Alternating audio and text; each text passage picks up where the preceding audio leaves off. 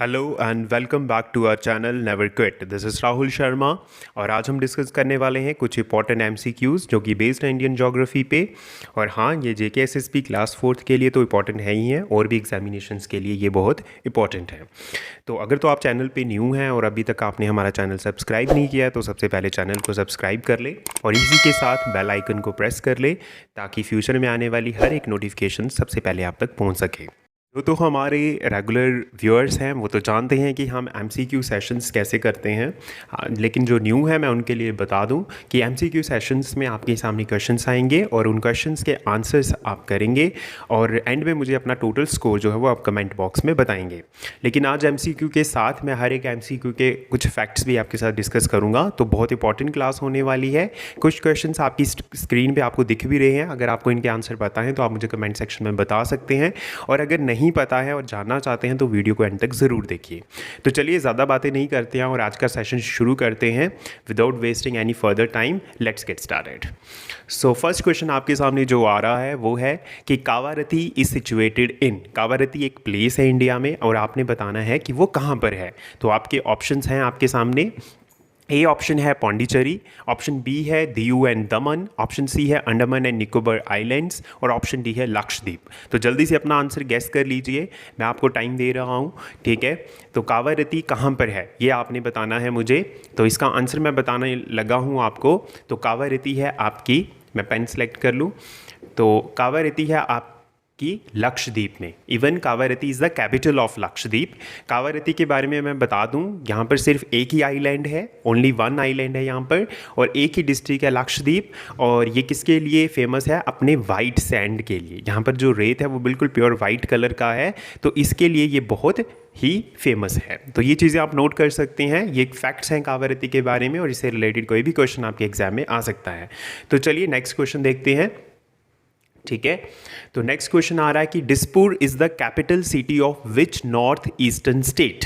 तो अगर आपको नॉर्थ ईस्टर्न स्टेट का कंसेप्ट नहीं पता है तो आप मेरी प्रीवियस वीडियो देख सकते हैं, उसका लिंक आपके डिस्क्रिप्शन बॉक्स में होगा। तो वहां जाकर आप नॉर्थ ईस्टर्न स्टेट्स के बारे में पढ़ सकते हैं। तो लेकिन आपने सिर्फ मुझे बताना है कि दिसपुर जो है वो कौन सी नॉर्थ ईस्टर्न स्टेट की कैपिटल है। तो आपके ऑप्शंस आपके सामने हैं, असम, त्रिपुरा, मेघालय और मिजोरम। ऑप्शन ए है Assam, option B Tripura, option C Meghalaya और ऑप्शन डी मिजोरम। तो आपने मुझे बताना है कि दिसपुर जो है वो किसकी कैपिटल है। तो मेरे हिसाब से ये तो सबको ही आता होगा, लेकिन फिर भी गैस कर लीजिए, मैं आंसर बताने वाला हूँ। तो इसका आंसर है आपका ऑप्शन ए असम। असम जो है वो दिसपुर उसकी कैपिटल है। तो बड़ा इजी सा क्वेश्चन था ये। और भी नॉर्थ ईस्टर्न स्टेट्स हैं, उनके बारे में जानने के लिए आप पिछली वीडियो देख सकते हैं। तो चलिए नेक्स्ट क्वेश्चन देखते हैं। अगला क्वेश्चन है the Palk strait separates India from. अब सबसे पहले तो कुछ को ये नहीं पता होगा कि पल्क स्ट्रेट क्या होता है, इसके बारे में मैं बताऊंगा लेकिन आंसर के बाद। तो पल्क स्ट्रेट बताना है आपने कि इंडिया को किससे सेपरेट करती है। तो आपके ऑप्शंस हैं UAE, option A, option B is Maldives, option C is Sri Lanka, option D is Pakistan. तो जल्दी से आंसर को गैस कर लीजिए, मैं आंसर आपको बताने ही वाला हूँ विद इन सेकेंड्स। तो पल्क स्ट्रेट जो कि इंडिया को सेपरेट करता है किससे? ऑप्शन सी श्रीलंका से। तो Sri Lanka is the right answer. अब पल्क स्ट्रेट क्या है?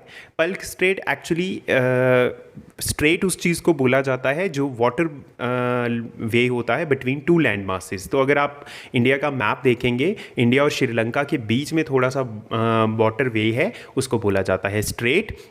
और ये जो पल्क स्ट्रेट है ये दो डिस्ट्रिक्ट्स को कनेक्ट करता है। वन इज़ तमिलनाडु से और श्रीलंका में ये जाफना डिस्ट्रिक्ट से कनेक्ट करता है। अगर आपको नोट करना है तो ये JAFFNA, जाफना, ठीक है। जाफना बोलिए जैसे आपको ठीक लगता है। तो ये इसका राइट आंसर है। श्रीलंका से सेपरेट करता है इंडिया को पल्क स्ट्रेट। तो इंपॉर्टेंट क्वेश्चन है। नेक्स्ट देखते हैं, विच is the most literate union territory in India. Important question है, इजी क्वेश्चन है और ट्रिकी भी है। आपने हमें बताना है कि सबसे लिटरेट यूनियन टेरिटरी इंडिया की कौन सी है। तो आपके ऑप्शंस हैं ए दिल्ली, बी चंडीगढ़, सी पुडुचेरी, डी लक्षद्वीप। तो आपने हमें बताना है कि सबसे पढ़ी लिखी यूटी कौन सी है? पढ़ी लिखी मतलब मोस्ट लिटरेट पर्सन्स यहाँ पे हैं। तो जल्दी से आंसर को गैस कर लीजिए। स्टेट शायद आपको पता हो, तो इसलिए मैंने यूटी का पूछा है, क्योंकि क्वेश्चन आपका एग्जाम में घुमाकर पूछ सकते हैं। तो जल्दी से गैस कर लीजिए आंसर को। अगर आपको आता है तो आंसर बताने ही लगा हूँ मैं। तो इसका राइट आंसर है option D, Lakshadweep. Lakshadweep is the most literate UT in India. यहाँ पर लिटरेसी रेट है 91.85%। तो काफ़ी अच्छा यहाँ पर लिटरेसी रेट है, और ये मेल लिटरेसी रेट है। अगर आपको पता है, चलो मैं बता ही देता हूँ। और सबसे जो कम लिटरेसी रेट है कौन सी यूटी का है? दादरा एंड नगर हवेली। मैं एक बार वापस से रिपीट कर रहा हूँ, हाईएस्ट लिटरेसी रेट जो है या मोस्ट लिटरेट यूटी कौन सी है? वो है आपकी लक्षद्वीप। और जो लोएस्ट लिटरेसी रेट वाली यूटी है वो है आपकी दादरा एंड नगर हवेली। ठीक है, तो ये आपको याद रखना है। दोनों का क्वेश्चन बन सकता है कि मोस्ट लिटरेट यूटी कौन सी है और लोएस्ट लिटरेसी रेट वाली यूटी कौन सी है। तो चलिए नेक्स्ट क्वेश्चन देखते हैं आपका। अगला क्वेश्चन है विच is the least populous state of India. Least populous state of India का मतलब है कि कौन सी स्टेट है जिसकी बहुत कम पॉपुलेशन है या सबसे कम पॉपुलेशन है इंडिया में। तो आपके ऑप्शंस ये रहे। ए है अरुणाचल प्रदेश, बी है सिक्किम, सी है गोवा, डी है त्रिपुरा। तो जल्दी से आंसर को गैस कर लीजिए कि कौन सी स्टेट इसमें से सबसे कम पॉपुलेशन वाली है। तो जल्दी से अपने आंसर को गैस कर लीजिए। मैं आंसर बताने ही लगा हूँ आपको। ठीक है, तो इसका राइट आंसर है ऑप्शन बी, सिक्किम। सिक्किम की पॉपुलेशन जो है वो सबसे कम है, लोएस्ट पॉपुलेशन स्टेट है सिक्किम। अदरवाइज एरिया के हिसाब से जो सबसे छोटी स्टेट है या सबसे स्मॉल स्टेट है इन terms of area, that is Goa, जो ऑप्शन सी है आपका। लेकिन ये एरिया के हिसाब से, और मैंने आपको पॉपुलेशन के हिसाब से पूछा है। ठीक है, और सिक्किम के बारे में बता दूं मैं, तो सिक्किम जो है उसकी कैपिटल गैंगटॉक है। और इसके साथ अगर क्वेश्चन ये ऐसे आ जाए कि लार्जेस्ट पॉपुलेशन या मोस्ट पॉपुलस स्टेट कौन सी है इंडिया की जिसमें सबसे ज़्यादा पॉपुलेशन है, तो वो उसका आंसर है UP. UP is the most populous state. ठीक है, इंडिया की मोस्ट पॉपुलस स्टेट है यूपी। इस लगभग 16.5% पॉपुलेशन इंडिया की यूपी से है। तो चलिए नेक्स्ट क्वेश्चन देखते हैं। अगला क्वेश्चन है there are 7 north eastern states, which one of these is not a north eastern state.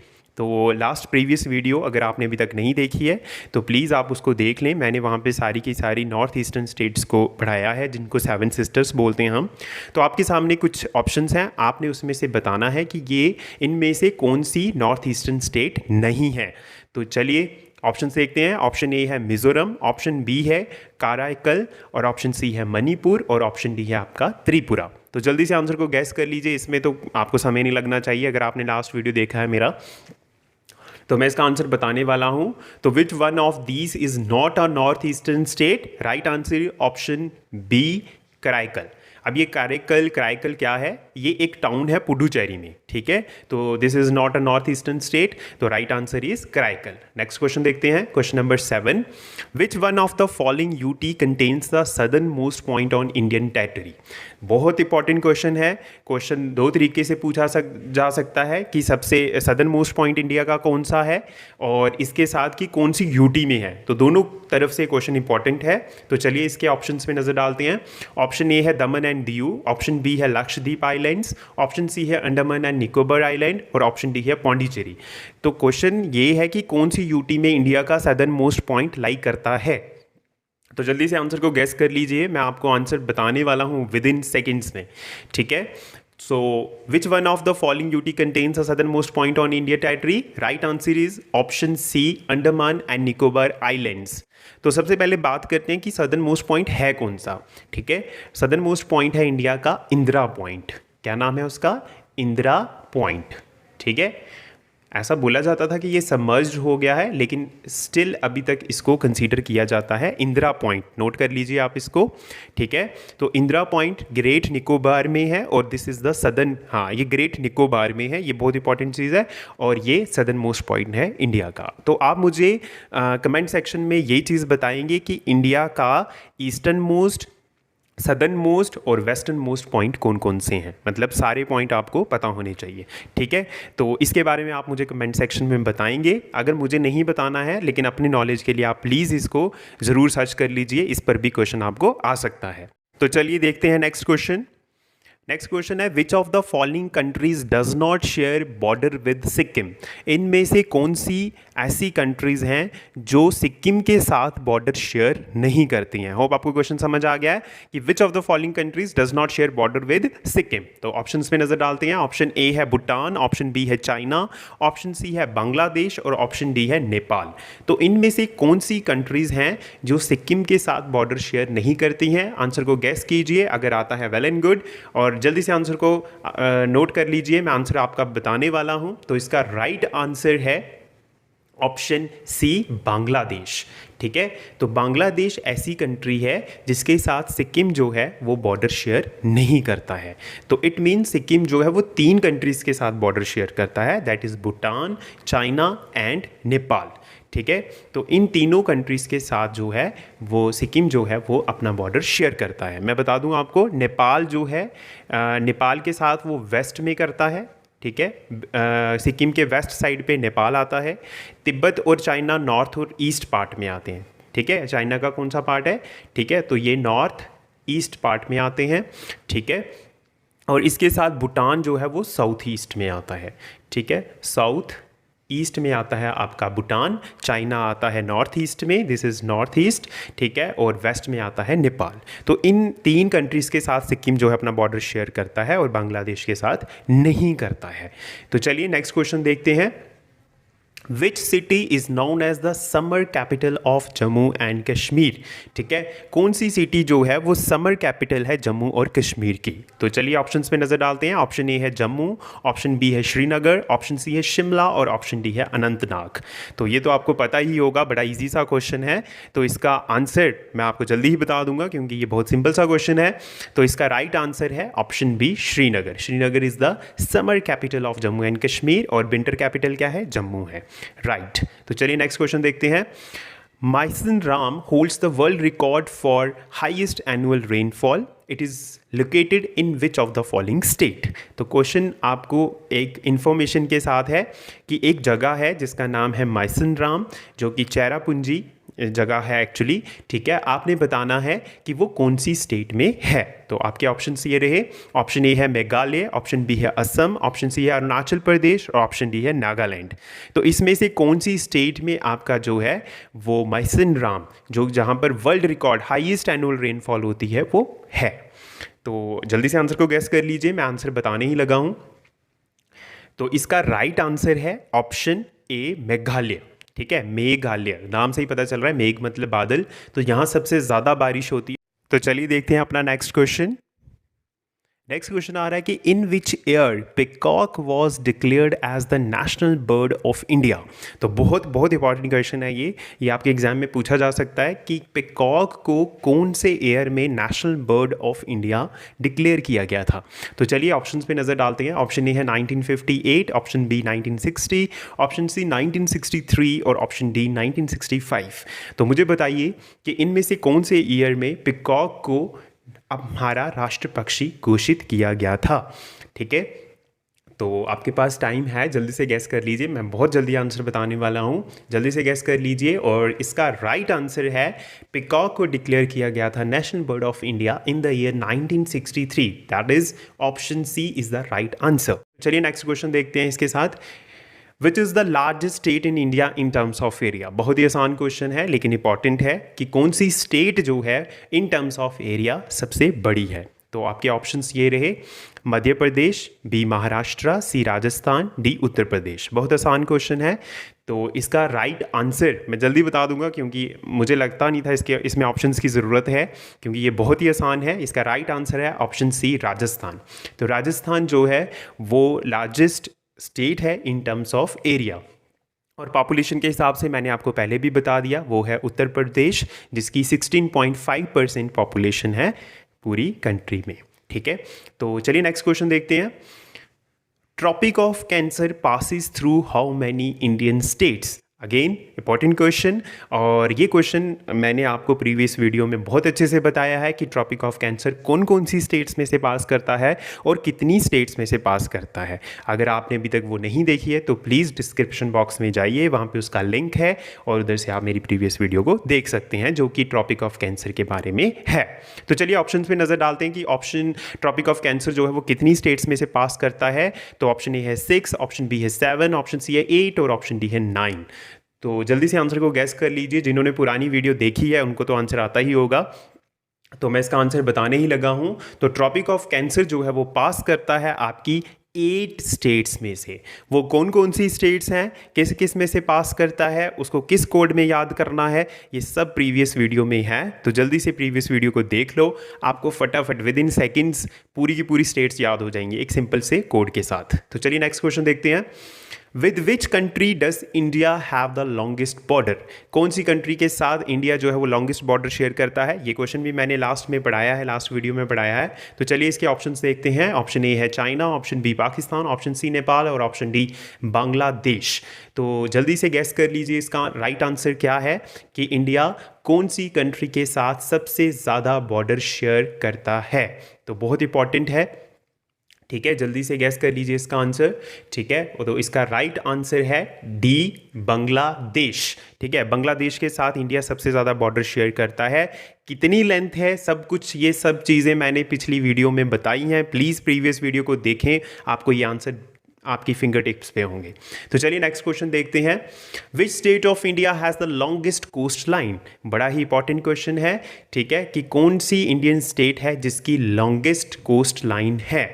ठीक है, तो बहुत ही इंपॉर्टेंट क्वेश्चन है ये। इसके ऑप्शंस देखते हैं हम। ऑप्शन ए है गुजरात, ऑप्शन बी है आंध्र प्रदेश, ऑप्शन सी है तमिलनाडु और ऑप्शन डी है केरला। तो जल्दी से गैस कर लीजिए कि आपका आंसर क्या है। तो इसी के साथ मैं आपका आंसर बताने लगा हूँ। The state with longest coast line is Gujarat. Right answer is Gujarat. Gujarat की सबसे लंबी कोस्ट लाइन है। कोस्ट लाइन मैं बता दूँ जिनको नहीं पता है, वो होता है तटीय इलाका। तटीय इलाका मतलब जो समुद्र का किनारा है। तो इंडिया में वो टोटल कितना है ये भी मैंने प्रीवियस वीडियो में बताया है, वहाँ जाकर आप देख सकते हैं। फिलहाल गुजरात के बारे में बता दूँ तो गुजरात का लगभग 1600 किलोमीटर एरिया जो है वो कोस्ट लाइन में आता है। तो ये बहुत इंपॉर्टेंट है। इसके साथ टोटल 9 स्टेट्स हैं जिसमें से हमारी कोस्ट लाइन गुजरती है, मेन लैंड जो है, ठीक है, 9 स्टेट्स में से पास करती है कोस्ट लाइन। और सबसे जो, अब मैंने आपको लॉन्गेस्ट कोस्ट लाइन वाली स्टेट पूछी है, तो क्वेश्चन में स्मॉलेस्ट स्टेट भी पूछ सकते हैं। तो जो स्मॉलेस्ट स्टेट है वो है आपकी गोवा। तो गोवा जो है वो स्मॉलेस्ट स्टेट है, 1600 किलोमीटर गुजरात की कोस्ट लाइन है और 9 स्टेट्स जो हैं कोस्ट लाइन शेयर करती हैं। तो ये बहुत इंपॉर्टेंट इन्फॉर्मेशन है, इसको आप नोट कर सकते हैं। तो इसका राइट आंसर है Gujarat. Gujarat has the longest coast line. तो चलिए नेक्स्ट क्वेश्चन डिस्कस करते हैं। Sikkim share its boundary with how many states? तो सिक्किम स्टेट है हमारा जिसका कैपिटल गैंगटॉक है। तो वो कितनी स्टेट्स के साथ, कितनी इंडियन स्टेट्स के साथ बाउंड्री शेयर करता है?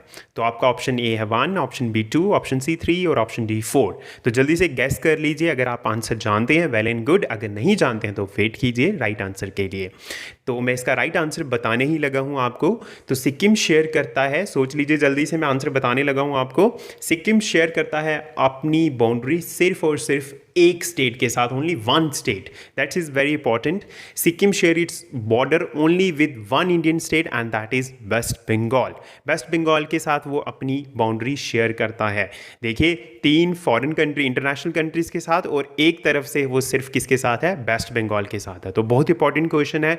बड़े सारे बच्चे कंफ्यूज हो सकते हैं कि अरुणाचल प्रदेश के साथ है, उसके साथ है, मेघालय के साथ है, लेकिन नहीं, सिक्किम जो है वो सिर्फ वेस्ट बंगाल के साथ अपनी बाउंड्री शेयर करता है। तो बड़ा इंपॉर्टेंट क्वेश्चन है ये। चलिए नेक्स्ट क्वेश्चन देखते हैं। 1400 miles, that is 2250 kilometer long frontier between Pakistan and Afghanistan demarcated in 1893 is called। Question थोड़ा सा घुमा के पूछा है तो सिंपल कर देता हूँ मैं आपके लिए कि पाकिस्तान और अफगानिस्तान के बीच में जो इंटरनेशनल बाउंड्री लाइन है उसका नाम क्या है? तो ऑप्शंस देख के आपको समझ आ जाएगी। ऑप्शन ए है कर्जन लाइन, ऑप्शन बी है कंट्रोल लाइन, ऑप्शन सी है दुरंद लाइन और ऑप्शन डी है नन ऑफ देम। तो आप मुझे बताएंगे कि पाकिस्तान और अफगानिस्तान के बीच में जो इंटरनेशनल बाउंड्री है उसका नाम क्या है? तो जल्दी से मैं आंसर गैस कर लीजिए, मैं बताने लगा हूँ। आता है तो वेल एंड गुड, नहीं आता है तो जानने के लिए आपको रुकना ही पड़ेगा। तो चलिए मैं आपको इसका आंसर बताने लगा हूँ। पाकिस्तान और अफगानिस्तान के बीच में जो लॉन्ग फ्रंटियर है, जो कि 1400 माइल का है और इसको 1893 में डिमार्केट किया था, दैट वाज दुरंद लाइन। ठीक है, तो दुरंद लाइन इसका राइट आंसर है। ठीक है, तो इसके बारे में भी मैंने पिछली वीडियो में काफ़ी डिस्कस किया है। अगर आपको इसमें थोड़ी सी कन्फ्यूजन है कि ये इंडिया और पाकिस्तान के बीच में है या इंडिया और अफगानिस्तान के बीच में, तो आप वहाँ जाकर क्लियर कर सकते हैं। तो पिछली वीडियो ज़रूर देखिए, आपकी बड़ी सारी जो डाउट्स हैं वो क्लियर हो जाएंगे। तो चलिए नेक्स्ट देखते हैं। विच is the coldest place in India? India का सबसे कोल्डेस्ट प्लेस कौन सा है वो आपने मुझे बताना है। आपके ऑप्शंस हैं ए द्रास, बी हेमकुंड, सी कुफरी और डी लाचन। ठीक है, तो जल्दी से इसको लाचन बोलिए, लेचन बोलिए, जैसे मर्जी बोलिए, लेकिन आप मुझे राइट आंसर गैस करके बताइए। तो विच is the coldest place in India? जल्दी से गैस कर लीजिए, मैं इसका आंसर बताने लगा हूँ आपको। The right answer is option A Dras. ठीक है, द्रास जो है वो भारत का सबसे ठंडा प्लेस है, सबसे ठंडा इलाका है ये। और ये द्रास है कहाँ पर है? ये है कारगिल में। और कारगिल आपको पता ही होगा कारगिल कहाँ पे है। कारगिल कहाँ पे है? JNK में। ठीक है, JNK में है आपका कारगिल।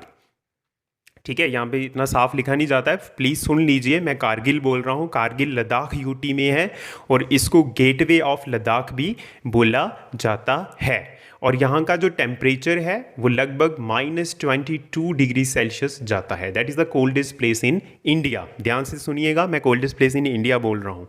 ठीक है, तो चलिए नेक्स्ट क्वेश्चन देखते हैं।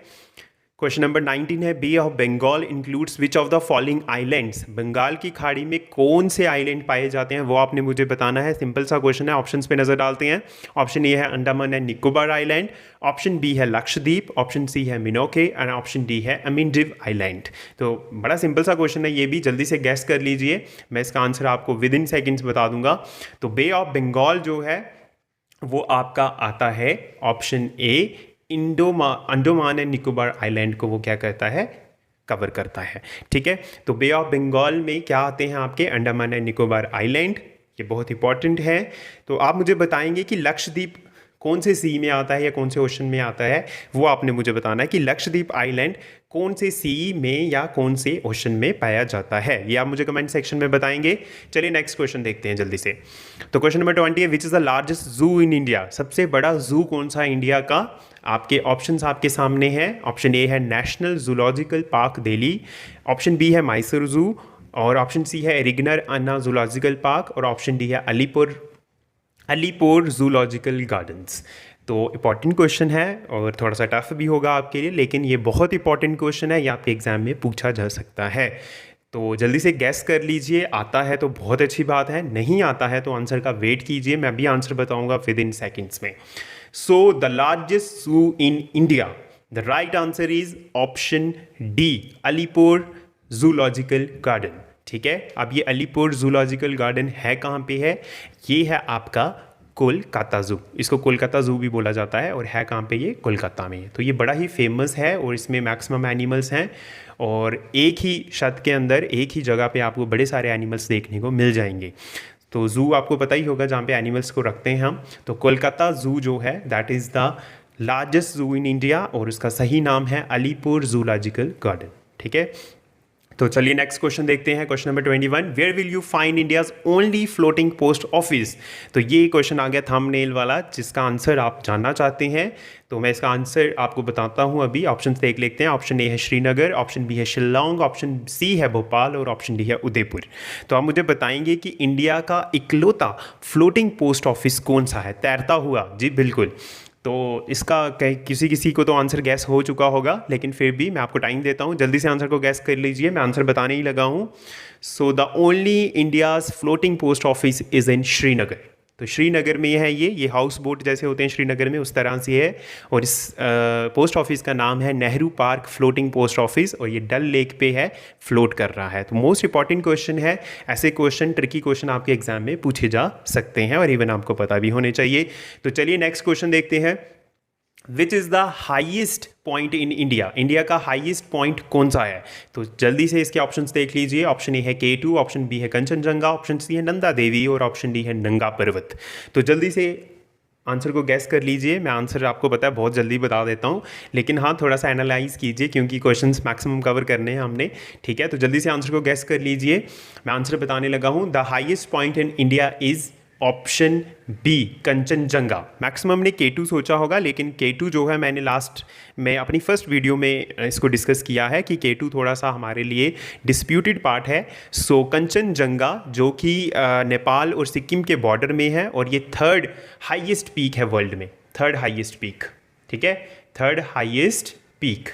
ठीक है, after what, K2 and mount Everest. ठीक है, थर्ड हाईएस्ट पीक है ये इंडिया की, वर्ल्ड की सॉरी, और इंडिया का हाईएस्ट पॉइंट है कंचनजंगा। नेक्स्ट क्वेश्चन देखते हैं।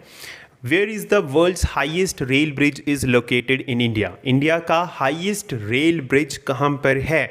इवन वर्ल्ड का हाईएस्ट है वो, इंडिया का तो है ही है, वर्ल्ड का भी हाईएस्ट रेल ब्रिज है, और आपने बताना है कि और वो इंडिया में ही है, लेकिन कहाँ पर है ये बताना है। ऑप्शन आपके सामने है, Jamnagar Gujarat, option B Kapurthala Punjab, option C Guwahati Assam, या option D Reasi Jammu and Kashmir.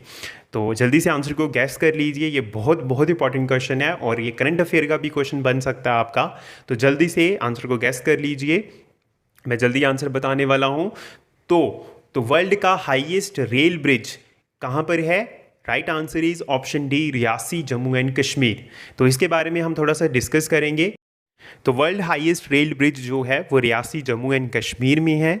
सबसे पहले इंपॉर्टेंट चीज़, ये कौन सी रिवर में है, ऐसे भी क्वेश्चन आ सकता है। तो रिवर का नाम लिख लीजिए, चेनाब, CHENAB।